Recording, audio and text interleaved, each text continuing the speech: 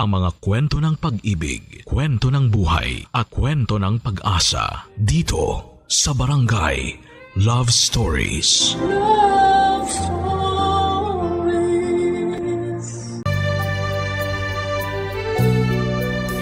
Grabe, hindi ko talaga akalain na magiging tayo. Parang kailan lang no, customer pa kita sa parisan. Oo nga eh. Kung hindi pa pala ako nagutom nun, hindi kita makikilala. Tsaka ang sarap ng pares nyo ha. Ikaw ba nagluluto nun? May tagaluto kami ron. Ako lang yung nagkakahera kasi hindi ko pwedeng ipagkatiwala sa ibang tao yun. Tsaka wala rin naman akong ibang gagawin. Alam mo, nakakabilib ka talaga. Biruin mo, 30 ka pa lang pero meron ka ng sariling parisan at may patahian ka pa. Nga pala, wala ka pa bang balak na kumuha ng sasakyan? Wala, hindi rin naman kasi ako interesado magmaneho. Okay naman ako kahit nagko-commute lang. Tsaka magastos din kumuha ng sasakyan eh. Magiging liability lang yun sa akin. Sipin mo, huhulugan ko yun ng ilang taon. Habang hindi ko pa tapos bayaran, gagastos ako sa gas, sa maintenance. Pero katagalan, bumababa naman yung value. Eh kung ayaw mo ng sasakyan, anong plano mong bilhin sa ipon mo? Gusto kong bumili ng lupa. At least yun, kahit ilang taon nang nakatiwangwang, hindi bababa yung value. Mas tumataas pa nga. Iba rin talaga ang business-minded no? Natuto lang talaga akong dumiskarte. Tsaka ang hirap kumita ng pera kaya dapat talaga gamitin sa tama. Kaya talaga hindi ako nagkamali sa'yo eh. Pwedeng-pwede ka na mag-asawa. Yun lang, wala pa sa isip ko na magpakasal no. Sa totoo lang ako rin naman. Gusto ko munang ma-enjoy yung ganito. Lalo na ilang buwan pa lang naman tayo. Naisip mo ba na magbe-break din tayo? Hindi naman. Ako kasi may trust issues na ako sa mga relationship eh. Alam mo yung kahit gaano na kayo katagal, hindi mo pa rin talaga masasabi na yung talagang kayong dalawa sa dulo. Yung mga ikinasal na nga naghihiwalay pa, di ba? Kaya nga habang hindi pa tayo kasal, huwag na muna nating isipin yun. Parehong-pareho kayo ni Hazel mag-isip eh. Hazel? Sino naman yun? Ah, oo nga pala. Hindi kasi natin siya napag-uusapan dati kaya hindi ko pa siya naipapakilala sa'yo. Best friend ko yun. Ah, may best friend ka na babae? Oo. Wala namang masama dun, di ba? Magkababata kasi kami. Ilang taon na siya? Pareho kaming 35 na. So matagal na pala talaga kayong magkaibigan. Oo, matagal na. Halos wala na nga kaming naililihim sa isa't isa eh. Sobrang close namin. Hindi pa siya pinagseselosa ng mga naging girlfriend mo dati? Honestly, oo. Madalas siyang pinagseselosan kaya ayun, siya na yung nag-adjust. Medyo dumistansya na siya sa akin. Tsaka wala ka naman dapat ipag-alala kasi parang magkapatid na yung turingan namin. May ganun pa pala no, yung platonic friendship. Oo naman, meron. Eh marami na kasi akong nakita na mag-best friend pero naging sila rin o kaya naman hindi man maging sila pero may nangyayari na pala. Friends with benefits, ganon? Oo, parang ganun na nga. Mangyayari lang naman yon kung yung isa sa magkaibigan magkakaroon ng sexual desire. Kapag may nagsimula ng apoy, mahirap nang pigilan yun. At nakakaya mong labanan yon sa best friend mo? Oo, nakakaya ko. Sa totoo lang wala naman dapat labanan kasi wala talaga. Tsaka hindi naman kami madalas nagkikita. Lalo na ngayon, nasa Cebu pa siya. Next year pa ang balik niya rito kaya sa chat lang kami nagkakausap. Paminsan-minsan nagvi-video call. Nakakatawa nga kasi nung hindi pa kita nakikilala. Madalas kami napagkakamalan na mag-boyfriend. Dami kasing ma-issue sa paligid eh. Minsan kasi gumagawa sila ng issue kapag nakikita nila na wala nang boundaries yung dalawang magkaibigan. Base sa experience ko, marami lang talagang ma-issue. Kahit hindi naman dapat binibigyan ng mali siya, binibigyan nila. Hindi man lang nila naisip na may pagkakaibigan na silang nasisira. Bakit? Umabot na ba kayo ni Hazel sa point na gusto nyo na lang tapusin yung pagkakaibigan nyo? Umabot kami ron. Muntik na mangyari yun. Dahil yun sa ex-girlfriend ko. Last year nga lang yun nangyari. Siya actually yung dahilan kaya napilitang sumama si Hazel sa atin niya sa Cebu. Teka, change topic na tayo. Huwag na natin pag-usapan yun. Naiinis lang ako kapag naaalala ko eh. Papadudot, marami pang naikwento si Elaine tungkol kay Hazel.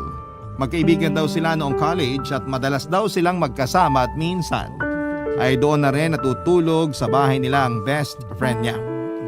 Magkahiwalay naman daw sila ng kwarto pero tuwing nalalaman ng mga kapitbahay nila na naroon si Hazel ay ginagawan sila ng issue. Sa totoo lang po papadudot ay hindi ko pa man nami-meet personally ang kaibigan niyang si Hazel, ay parang hindi ko na ito gusto. Gusto kong maniwala kay Elaine na platonic ang friendship na meron sila. Gusto kong maniwala na kahit minsan ay hindi siya nagkaroon ng sexual desire para kay Hazel. Pero sa isip-isip ko ay parang malabo talagang mangyari yon. Hindi ko naman nilalahat pero karamihan talaga sa mga lalaki ay naghihintay lang talaga ng pagkakataon kapag nagpakita ng motibo yung kaibigan nilang babae. Doon na nga magsisimula ang lahat. Kaya naman hindi ako mapakali na patuloy pa rin ang closeness nina Elaine at Hazel. Hindi ko na naiwasang magselos. Lalo na noong madalas na sa bahay namin ang boyfriend ko pero wala naman sa akin ang atensyon niya.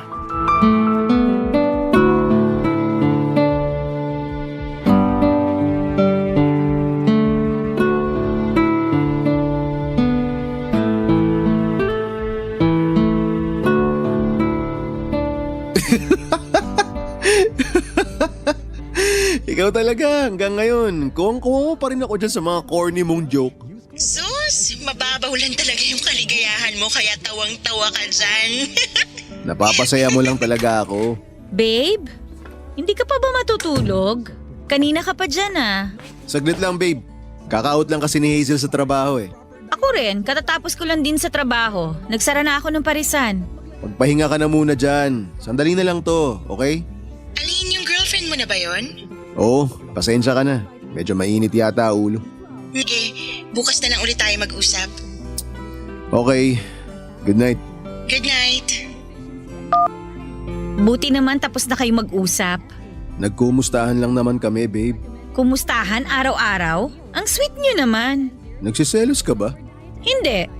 Sinasabi ko lang yung napapansin ko. Araw-araw kasi kayong magkausap eh. Wala bang boyfriend yung best friend mo? Wala pa. Kaya naman pala. Kaya naman pala ano? Wala. Matulog na tayo. Babe, ano bang problema? May nagawa ba ako masama? Wala nga. Wala nga pero hindi naman maipintay ang mukha mo. Ay. Tungkol na naman ba to sa pakikipag-usap ko kay Hazel? Hindi. O ano nga? Huwag ka na nga makulit dyan. Matulog na lang tayo. Ay, nagsiselos ka nga. Sabi ko naman sa'yo, di ba? Ganun lang talaga kami ni Hazel. Nag-uusap lang kami. Nagkukumustahan. Wala namang kaso sa akin na magkaibigan kayo eh. Pero yung kayo pa rin na magkausap kapag oras na nating dalawa, yun yung problema. Hindi mo naman siya kailangan i-update at kumustahin minu-minuto. Kaya kayo nai-issue eh.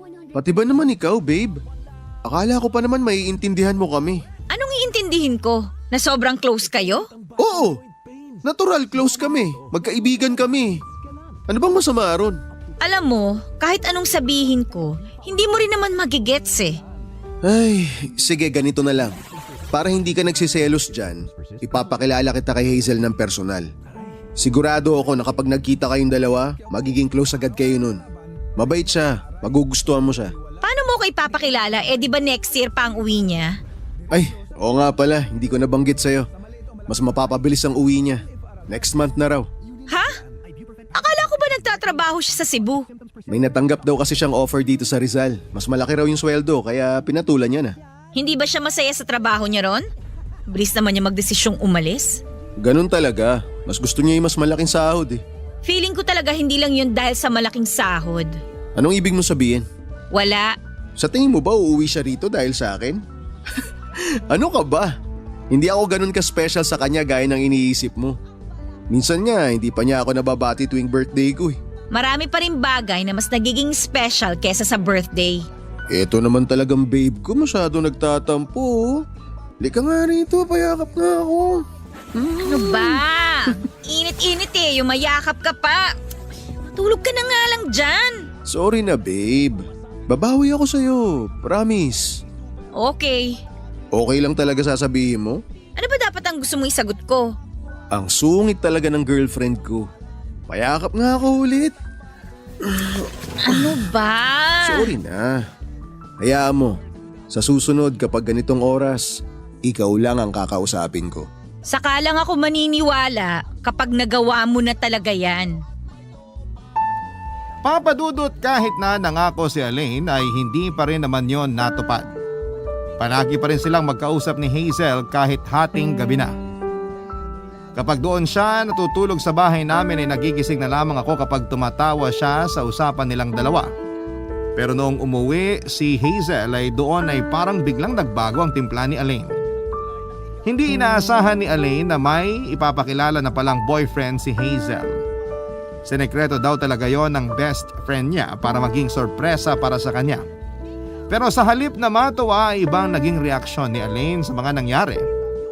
Noong first time kong ma-meet si Hazel kasama na niya ang boyfriend niyang si Jeremy. Kinakausap naman ito noon ni Elaine pero ramdam kong hindi niya ito nagugustuhan. Ilang araw lang naman na iba ang pakikitungo ni Elaine kay Hazel. Siguro noong hindi na siya nakatiis ay napilitan na lamang siya na pakisamahan si Jeremy para sa best friend niya. Medyo nabawasan na ang pag-uusap nila noon sa chat pero lagi rin naman silang nagkikita. Ang kaibahan lang, minsan ay 4 kami. Doble date kumbaga, no? Pero kahit 4 kaming magkakasama ay parang may sarili namang mundo sina Elaine at Hazel. Na mga panahong yon, Papa Dudut. Barangay Love Stories. Barangay Love Stories. Papa Dudut, nagpatuloy ang pagiging malapit ni na Elaine at Hazel. Kapag magkakasama kami sa date parang hindi nila kami kasama. Halos sila lang ang nag-uusap at hindi kami makasingit. Nakakapagsalita lamang kami kapag may isa sa kanila ang nagtanong sa amin na may kinalaman sa pinag-uusapan nila. Laging ganon ang nangyayari, Papa Dudut.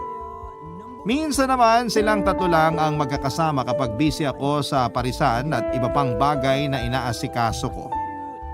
May mga pagkakataon din na hindi na lamang ako sumasama dahil nawawalan lang ako ng gana. Hindi ko alam, Papa Dudut, kung pareho lamang kami ni Jeremy ng nararamdaman sa mga karelasyon namin. Pero kahit na hindi siya magsalita ay alam ko na hindi na rin niya nagugustuhan yung sobrang closeness ni na Elaine at Hazel. Wala na kasi silang boundaries. Hindi naman sila gano'n nung una.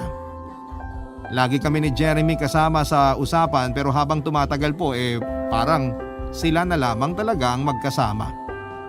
Akala ko ay may magbabago noong hindi ko na masyadong pinapansin si Hazel.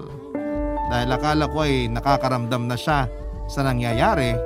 Pero noong nag-aya sila ng outing sa isang resort ay doon na naubos ang pasensya ko, Papa Dudut.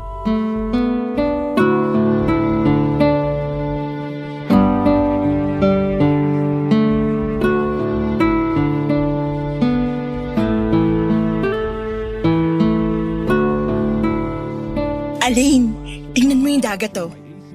May naaalala ka ba? Naaalala ng ano? Oo, alam ko na yung iniisip mo. Kunwari na lang mali yung iniisip mo. Ano ba yung pinag-uusapan nyo? Mukhang kayo lang yung nagkakaintindihan eh. Share nyo naman. Oo nga. Hindi pwedeng kayo lang yung masaya. Kasama niyo kami rito. Ito kasing si Hazel, may memorable experience kasi sa dagat to nung college pa lang kami. Ano? Tuloy ko ba yung kwento? Ako na. Ako na lang magtutuloy. Sige, pakikinggan ko na lang din. At least ngayon, hindi lang ako yung tatawa. Tawang-tawa ka talaga dyan Mamaya ka lang. Ikukwento ko rin yung sayo. Huwag ka na maraming sinasabi dyan, ikwento mo na. Ito na nga. Nagka-outing kasi kami nun. Sa beach din. Tapos kami ni Elaine, naglibot-libot pa dun sa pinuntahan naming resort. Naghanap kami ng pwesto na walang masyadong tao. Bakit? Ano bang ginawa niyo? Wait lang. Nakaabot na kasi kami doon sa pinakadulong part ng beach. Wala na mga tao roon kaya nagustuhan namin. Wala kaming kaagaw sa paglalangoyan eh. Ang kaso, hindi namin alam na mabato pala doon tapos marami pang mga sanga-sanga na nasa tubig. May mga puno kasi doon sa gilid. Ayan, papunta na siya sa exciting part ng kwento. Shh! Spoiler ka! Tapos yun na nga. Nung nag-dive ako sa tubig, nakalas yung string ng suot kong swimsuit. Tapos nagpalutang-lutang sa tubig yung swimsuit niya. Hindi tuloy siya makaahon sa tubig. Uy, bakit bigla kayo natahimik dyan? Ganun ba talaga kayo ka-close nun? Kahit magkakita na kayo ng katawan, ayos lang? Pasensya na tol ha. Pero hindi nakaka-proud yung ganung moment kasama yung best friend mo na girlfriend ko na ngayon. Teka, bakit ka ba nagagalit? Di ba gusto mo rin naman na magkwento kami? Guys, calm down. Hindi naman to dapat pag-awayan eh. Talaga, Hazel? Hindi na dapat pag-awayan? Kulang na nga lang ipangalandakan mo sa amin na ibang level talaga yung closeness na meron kayo nitong boyfriend ko Kababae mong tao tapos magkukwento ka kung paano nakita ng best friend mo yung katawan mo? Sa harap pa mismo ng boyfriend mo na nandito ngayon. Girl, hindi mo ikinaganda yan. Wala namang mali siya yung nangyari. Hindi ko na kasalanan kung masyadong madumi ang utak nyo. Kami pa talaga yung marumi ang utak? Girl, kung ayaw mong pinag-iisipan ka ng kung ano-ano, dumistansya ka naman sa boyfriend ko. Masyado ka nang halata Wena please, tama na. Ako nang bahala sa girlfriend ko. Pagsasabihan ko siya. Pagsasabihan, wag kang praning Jeremy. Dati pa yun. Matagal nang nangyari yun pero ginagawa nyo pang issue. Hindi mo talaga magets, no? Wala naman sana akong pakialam sa mga nangyari noon Pero alam mo kung ano yung nakakairita talaga? Yung inaagaw mo na yung moment namin ni Alain. Kung umarte ka parang ikaw yung girlfriend niya. Ginamit mo pa yung kwento niyo noon. Feeling mo ba inaagaw ko sa'yo yung boyfriend mo? Hindi ba? Babe, please, tama na. Nagkakainitan na kayong dalawa Nandito tayo para magsaya, hindi para mag-away-away. Kayo lang yung masaya, Alain. Kung mag-usap kayo parang hindi nyo kami kasama Parang may sarili kayong mundo. Nakaka-bore ka kasi kausap kaya hindi ka pinapansin ng boyfriend mo. Alam nga namang pag-usapan natin dito yung pagninegosyo. Di ba yun naman palagi ang laman ng utak mo? Mas mabuti na yung puro negosyo yung laman ng utak kesa naman sa kagaya mo na may boyfriend na pero ginagamit pa yung friendship nyo para pasimpleng lumandi. Papadudot gigil na gigil ako kay Hazel ng araw na yon. Ako pa ang pinapalabas niyang mali. At ang mas malala pa roon kahit si Alain na inaasahan kong papanig sa akin ay ganoon din ang iniisip. Lagi niyang sinasabi na matagal na silang magkaibigan ni Hazel. Kung ano-ano pa ang mga sinasabi niya para patunayan na magkaibigan lamang sila. Hanggang sa napagod na lamang ako sa pagpapaliwanag ng panig ko. At piniling magkaayos na lamang kami. Batid ko na nakakainis yung naging desisyon ko pero nang mga sandaling yon ay mas nanaig sa akin ang kagustuhang makasama pa rin si Alain. Simula naman noong magkasagutan kami ni Hazel ay hindi na kami lumabas ulit ng magkakasama. Pero nabalitaan ko na hindi na sila okay ng boyfriend niyang si Jeremy. Nagkakalabuan na raw mula noong nagkainitan kami sa outing namin. Medyo nakonsensya ako noon dahil alam ko na hindi lang naman ako ang naapektuhan kundi pati na rin si Jeremy na mahal si Hazel. Lalo kong napaisip noong nalaman ko kay Alain na may balak na palang magpakasal yung dalawa sa susunod na taon tapos ay nangyari pa yon. Sina Alain at Hazel naman ay hindi ko na rin nakikitang nag-uusap. Palihim ko rin chinecheck ang phone ni Alain pero wala naman akong makitang conversation nilang dalawa. Dahil doon ay medyo nakampante na ako, papadudot. Pero nang minsan kaming nagkita ni Jeremy sa coffee shop na paborito kong puntahan, ay may nalaman ako sa kanya, papadudot.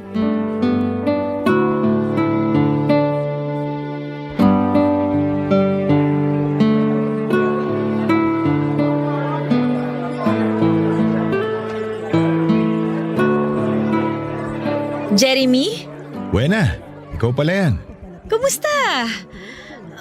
Kasama mo ba si Hazel? Hindi.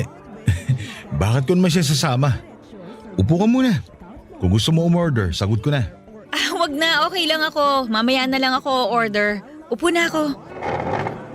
Kung di sana makakabala sa'yo, pwede bang magkwentuhan muna tayo sandali? Sige, hindi naman ako nagmamadali. Pero hindi na ako order ha. Okay pa naman ako Walang problema. Ano nga palang gusto mong pag-usapan natin? Tatanong ko lang sana kung may balita ka pa kay Hazel. Kamusta kaya siya? Ha? Teka, bakit sa akin mo siya kinukumusta boyfriend ka niya? Sandali, break na kayo? Oo. Kailan pa? Noong nagkasagutan kayo sa resort, kinabukasan lang, nag-break na kami. Hindi ba nabanggit sa'yo ni Elaine? Malamang siya yung unang makakaalam sa nangyari. Alam mo naman, Ang sabi niya lang kasi, nagkakalabuan na raw kayo ni Hazel. Hindi naman niya nasabi na nag-break na kayo. hindi na ako magugulat dyan sa sinabi mo. Siyempre, yan talaga yung palalabasin nila para hindi ka makalata at hindi mo na sila pagdudahan. Anong ibig mong sabihin? May relasyon talaga sila? Ano sa tingin mo? Pero sabi ni Aline, hindi na sila masyadong nag-uusap. Naniwala ka talaga sa kanya? Uy, bakit naman hindi? Boyfriend ko siya at nagkaayos na rin naman kami. Kaya walang dahilan para magsinungaling siya sa akin, no? Bakit hindi mo alamin kung totoo nga yung sinasabi ko? Wala namang mawawala. Kakausapin ko siya mamaya. Kapag tinanong mo siya, malaki ang posibilidad na hindi niya sasabihin sa iyo yung totoo. Ganito na lang.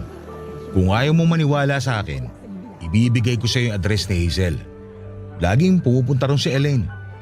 Nung naghiwalay na kami, sinubukan ko pang makipag-ayos kay Hazel. Pero saka ko lang na-realize na wala ng pag-asa nung naabutan ko silang magkasama. Magkaibigan sila. May mga pagkakataon talaga na magkasama sila. Yung silang dalawa lang. Hindi naghahalikan na magkaibigan, Wena. Anong sabi mo? Naabutan ko sila naghahalikan sa sala. Nakabukas yung pinto ng bahay kaya bumalandra sa akin yung ginagawa nila. Nagulat pa nga ako nung una. At nung kinumpronta ko sila, ako lang yung napahiya. Ano nga ba naman yung pinunta ko ron, break na kami ni Hazel. At si Elaine, ang sabi niya wala na kayo. Akala ko totoo kasi kung ibabase yung sa nangyari nung outing, may dahilan na kayo para maghiwalay. Pero ngayong nakausap na kita, ngayon ko lang din na-realize na pinaglalaruan ka rin nila. Sigurado ka ba sa sinasabi mo? Nakita ko yun mismo kaya paano hindi ako magiging sigurado? Pero syempre hindi ka naman maniniwala ng basta sinabi ko lang. Kaya kung ako sa'yo, puntahan mo na lang sila. Gusto mo na hulihin ko sila sa akto, ganun ba? Nasa iyo na yun kung anong gagawin mo. Sabi ko nga sa'yo, ibibigay ko yung address ni Hazel. Kung gusto mong puntahan, malalaman mo kung anong sinasabi ko. Kung hindi naman, choice mo pa rin yun. Ito wala akong intensyon na manira ng relasyon. Sinabi ko lang to sa'yo para iparealize na pinaglalaroan ka lang ng boyfriend mo. Hindi mo deserve yung ganong klase ng lalaki. Kung totoo yung sinasabi mo, isa lang yung ibig sabihin nun. Matagal na akong niloloko ng boyfriend ko. Papa Dudut, pinagsisihan ko na nagbulag-bulagan ako dahil sa pagmamahal ko kay Elaine.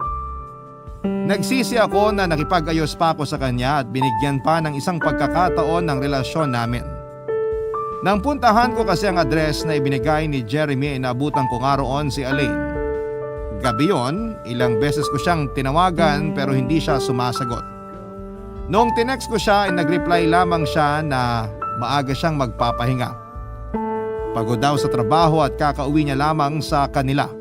Pero noong time na yon ay naroon na ako sa tapat ng apartment na tinutuluyan ni Hazel. Noong nag-doorbell ako, si Elaine pa mismo ang nagbukas ng pintuan. Hindi kaagad nakapagsalita si Elaine noong nakita niya ako. Namutla na lamang siyang bigla, Papa Dudut, at parang may gusto siyang sabihin sa akin pero hindi niya alam kung papaano niya sisimulan. Wala siyang suot na pang-itaas.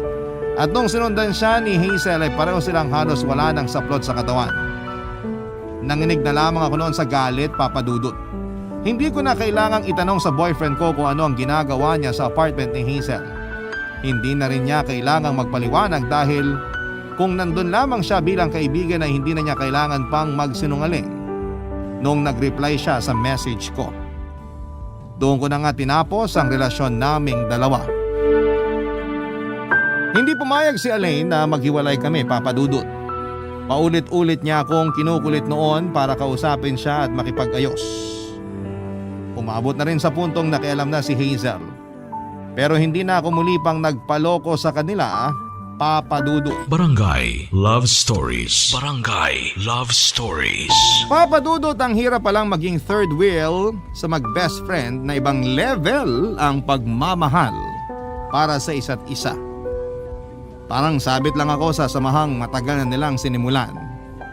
Ipinaramdam ni Elaine sa akin na wala akong karapatang pagbawalan siya sa pakikipag-usap kay Hazel dahil mas nauna silang nagkakilala. Ayaw niya rin na bigyan ko ng mali siya ang pagiging malapit nila sa isa't isa. At doon ko lang napagtanto na sa buong panahon na naging kami ni Elaine ay kalahati ng oras niya ay napupunta kay Hazel at kakarampot lamang ang para sa akin. Kung hindi dahil kay Jeremy ay hindi ko malalaman na pinaglalaruan na rin pala ako ng boyfriend ko. Pareho kami ng naging sitwasyon at pareho kaming naging third wheel. Minsan na rin pumasok sa isip ko na landiin na lamang si Jeremy para makaganti naman sa kanila. Pero na-realize ko na hindi yun magandang ideya. Sarili ko lang din ang pahihirapan ko kapag nagkataon. Galit na galit ang nanay ko kay Elaine at boto pa naman sa kanya ang nanay ko, pero nang sabihin ko kung anong nangyari, si nanay na mismo ang nagbawal kay Elaine na pumunta sa bahay namin. Hindi niya hinayaang makalapit sa akin ang boyfriend kong manloloko. Pero sadyang makulit si Elaine dahil gumawa pa rin siya ng paraan para muli kaming magkausap, Papa Dudut.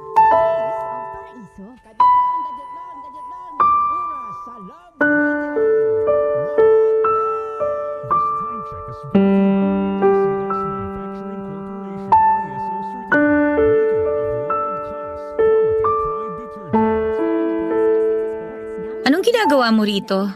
Hindi ba pinagbawalan ka na ni nanay na pumunta dito sa bahay namin? Nakiusap ako sa kanya. Sinabi ko na hindi naman ako manggugulo. Ah, ganun? Kaya sinamantala mo naman yung pagkakataon. Kapal din ang mukha mo, no? Huwag ka nang magalit, Wena. Pag-usapan natin na maayos yung nangyari. Pwede ba, Elaine? Pagod na ako sa maghapong pagtatrabaho. Kaya huwag mo nang dagdagan pa yung pagod ko. Pasensya ka na, alam kong pagod ka pero sandali lang naman to.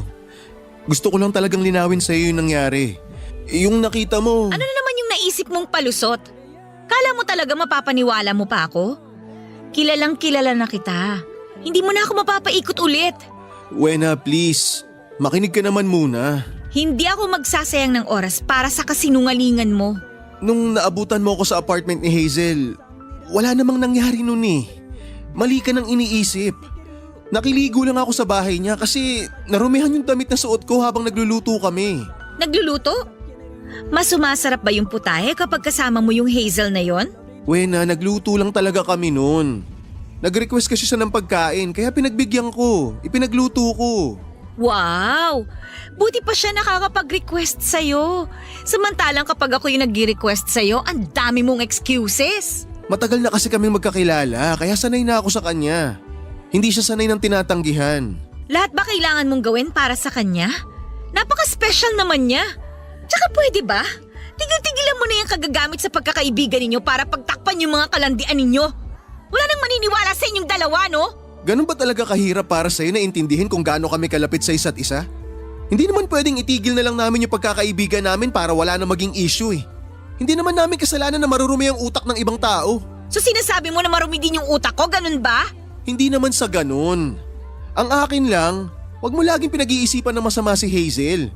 Wala siyang intensyon na sirain tayo. Concerned pa nga siya sa'yo eh. Pwes, pakisabi dun sa best friend mo na hindi ko kailangan ng malasakit niya. Ganun ba talaga kahirap para sa'yo na tanggapin si Hazel? Tanggapin? Ano, bilang kaibigan mo? Eh hindi nga kayo magkaibigan, di ba? Bakit ba ang kulit mo? Magkaibigan nga lang kami. Hindi yun ang nakikita ko. Namin! At ikaw, hindi ka man lang nahiya kay Jeremy? Sa halip na silang dalawa ni Hazel yung laging magkasama, singit ka ng singit. Kahit ano pang ikatuwiran mo, hindi talaga magandang tingnan na lagi kayong magkasama. Ah, so ngayon, magkakampi na kayo ng Jeremy na yon. Eh siya ngayon nakipag-break kay Hazel eh. Nakipag-break siya dahil nagtira siya ng respeto para sa sarili niya. Hindi niya kayang pumatol sa isang babaeng kasing landi ng best friend mo. Hindi maroon makontento sa isang lalaki. Parang ikaw, hindi ka rin makontento sa isang babae. Anong tingin mo sa akin, reserba? Saan mo naman nakuha yung mga pinagsasabi mo? Kinausap ka ba ng Jeremy na yon? Nagpaloko ka naman sa lalaking yun. Mas mukha ka pang manloloko kaysa sa kanya. Gusto mo ba siya? Ha? Hindi! Hindi kasi ako kagaya mo na mabilis magpalit ng karelasyon. Kahit hindi pa naghihiwalay, naghahanap na kagad ng iba. O baka mas tamang sabihin na matagal ka nang may reserba. Hindi ka na nga rin lugi eh. Kasi kahit nag-break tayo, may Hazel pa naman na naghihintay sa'yo. Hindi na kami nag-uusap ni Hazel. Nasabi mo na yan, kaya huwag mo na akong gawing tanga. Hindi ko deserve magkaroon ng boyfriend na hindi ako kayang panindigan. Hindi ko deserve to! Papa Dudut, mahaba pang naging pagtatalo namin noon ni Alain. At sa huli ay napaamin ko siya na ilang beses na ngang may nangyari sa kanila ni Hazel. Inamin niya rin na matagal na niyang mahalang best friend niya. Pero hindi niya magawang aminin dahil naduduwag siya. Pero noong nakilala niya raw ako ay nagbago ang nararamdaman niya. At noong tumagal na ang relasyon namin ay bigla naman siyang nagsawa kaya mas dinalasan na niya ang pakikipag-usap kay Hazel. Inamin ni Alain na mula noong umuwi si Hazel dito sa Rizal ay madalas na siyang natutulog sa apartment nito. Nagawa nila itong itago kay Jeremy sa takot na magkagulo. Pero kahit mahal niya si Hazel ay hindi rin nila mailantad na may relasyon sila dahil sa amin ni Jeremy.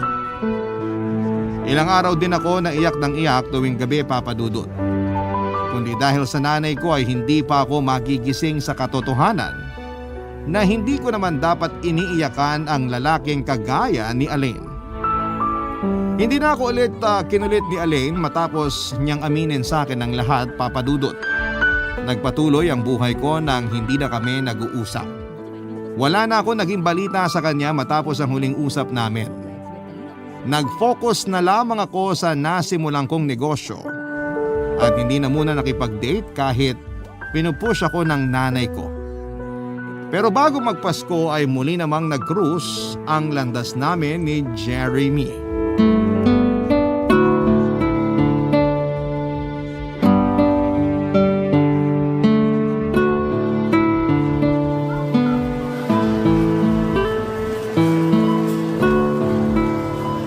Buena! Uy, Jeremy! Nandito ka rin pala. Kumusta? May kasama ka? May nakikita ka ba na hindi ko nakikita? Saya mo ngayon ah. Anong meron, ha? Birthday ko. Seryoso? Oo nga. Hindi ako nagbibiro. Ikaw, sino kasama mo? May nakikita ka ba? Aba, gumaganti ka ha? Inunahan mo eh. Happy birthday nga pala ha. Ilan taong ka na? Sandali, walang tanungan ng edad. Allergic na tayo sa mga ganyang tanong. Oy, baka ikaw lang. Bata pa ako, no? Hanggat hindi pa ako maabot ng senior, bata pa rin ako. Pero pareho na tayo nasa 30s, kaya huwag ka na magpanggap dyan. Siya nga pala, may pupuntahan ka pa ba ngayon? Wala naman. Namimili lang ako ng groceries para sa bahay. Wala na kasi kaming stock eh. Sinesermonan na ako ng nanay ko. Ako rin eh. Birthday na birthday ko, pinag-grocery ako. Takot ka rin pala sa nanay mo, ha? Siya yung pinakaunang babae sa buhay ko eh, kaya dapat lang. Pero bibili rin naman ako ng alak. Magpapainom kasi ako sa bahay mamaya. Kung hindi ka sana busy, imbitahan kita sa amin. Wala naman siguro magagalit, di ba? Meron. Naku, ganun ba? Dapat pala, nagtanong mo na ako may boyfriend ka na. Pasensya ka na ha. Boyfriend? Wala naman akong sinabi na may boyfriend na ako. Sabi mo kasi may magagalit eh. Oo, meron nga. Si nanay. Nadali mo ako ron ha. Ikaw naman kasi nag-assume ka kagad. Sorry naman. Ano bang setup? Kailangan ba kitang ipagpaalam sa nanay mo? Sira, joke lang yun. Hindi naman nakikialam si nanay sa mga lakad ko, no? Basta uwi ako ng safe sa bahay, walang problema sa kanya. Ayos pala kung ganun. Ihahatid na lang kita pagkatapos ng party. Promise, hindi ako maglalasing para may hatid kagad kita. Okay, sige, pupunta ako. Tsaka birthday mo naman kaya hindi kailangan na ihatid mo ako kagad. Enjoy mo yung inuman kahit abutin pa na madaling araw. Susunduin na lang kita mamaya para hindi ka na mahirapan mag-commute. Alam mo kung saan ako nakatira? Hindi, pero pwede naman kitang hatid ngayon para malaman ko kung saan kita pupuntahan mamaya. Sure ka? Hindi ba abala sa'yo yon? Hindi, okay lang talaga. Alam mo, mukhang okay ka naman. Mabait, gentleman, may maayos na trabaho. Hindi ko tuloy gets kung bakit ipinagpalit ka ni... Ay, hayaan na nga natin yun. Mag-grocery na lang tayo. Baka kung saan pa mapunta yung usapan eh.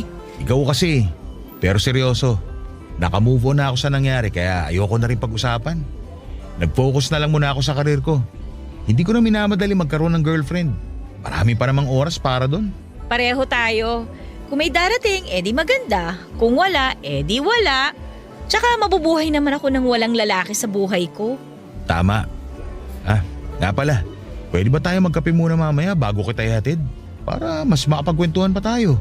Pwede naman. Sabi ko nga, lumabas lang talaga ako ngayon para mag-grocery. Wala naman ako ibang lakad, kaya sige, push na yung kape na yan. Salamat. Marami ka bang inimbitahang bisita? Konti lang. Mga kamag-anak lang din namin tapos ilang katrabaho. Hayaan mo, ipapakilala kita sa kanila. Ha? Ang ibig ko sabihin, ipapakilala kita bilang kaibigan ko. Bakit magkaibigan ba tayo? Ha? Ay, sorry. Masyado na yata kita pinangungunahan. Oy, joke lang! Tara na nga! Bilisan na natin mag-grocery para makatikim na ako ng libreng kape.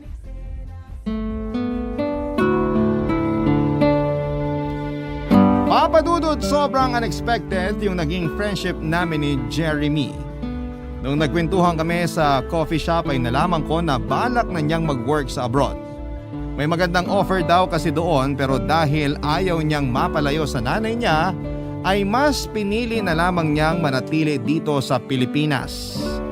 Sa totoo lang, Papa Dudut, ay nakakahanga talaga yung maturity niya at yung mindset na meron siya, kaya ganun ko na lamang siya kabilis nakagagaanan ng loob. Tungkol naman kina Hazel at Elaine ay balita ko ay naghiwalay din sila kaagad. Ilang buwan matapos nilang ilantad ang relasyon nila. Papa Dudut, hanggang ngayon naman ay magkaibigan pa rin kami ni Jeremy at parang magkapatid na ang turingan namin sa isa't isa. Sa ilang taon na naging magkaibigan kami, walang pagkakataon na nagkaroon kami ng romantic feelings para sa isa't isa. Hindi ko alam kung dahil ba yon sa pagiging busy ko sa trabaho o talagang hindi lang siya yung tipo ng lalaki na gagawin kong boyfriend. Kung noon ay hindi ako naniniwala na meron talagang platonic friendship, nagbago ang pananaw ko nang mapatunayan namin yon ni Jeremy. Pero kahit gaano kami kalapit sa isa't isa ay natuto kaming mag-set ng boundaries. Lalo na kung may kinalaman sa personal naming buhay. Before pandemic ay kinasal na siya sa katrabaho niyang matagal ninyang niligawan.